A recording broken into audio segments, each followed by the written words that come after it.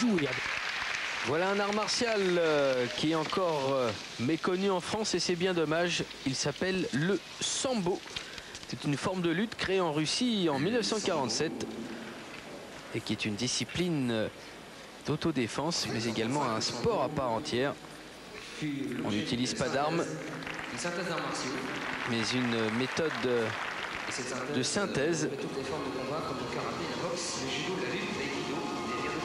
En France, ce sport est fédéré par la Fédération française amateur de sambo et de défense personnelle, présidée par Étienne Labrousse, très sympathique président.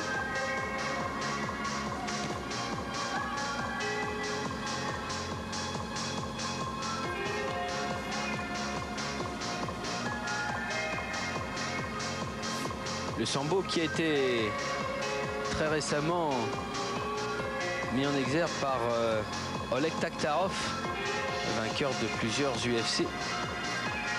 Ces combats dans l'octogone, ces combats extrêmes qui ont suscité une très très vive polémique dans le monde entier et surtout aux États-Unis où ils sont nés.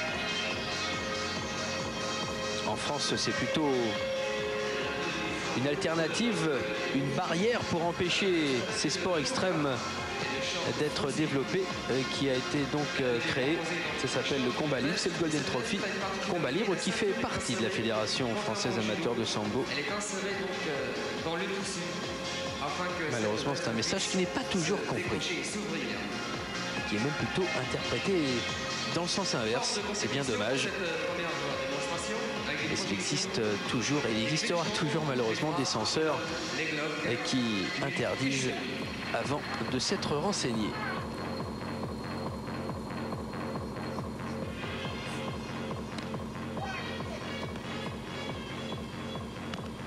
Projection, clé, immobilisation, étranglement. Le sambo est un art martial complet et un sport où la France obtient de très très bons résultats au niveau international. Voilà une autre formule du sambo avec casque, gants main libre, protège tibia et chaussures.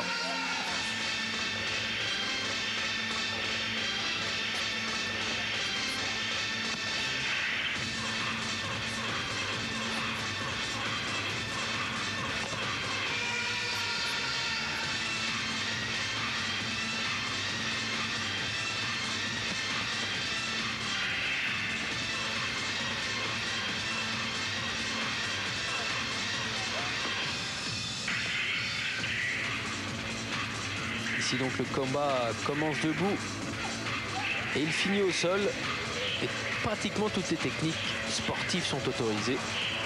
À la différence des sports extrêmes où les coups de tête sont les bienvenus. Et évidemment, on ne peut vraiment plus appeler ça du sport. En sambo, c'est complètement différent. L'éthique sportive est respectée. La seule différence, c'est que c'est vrai.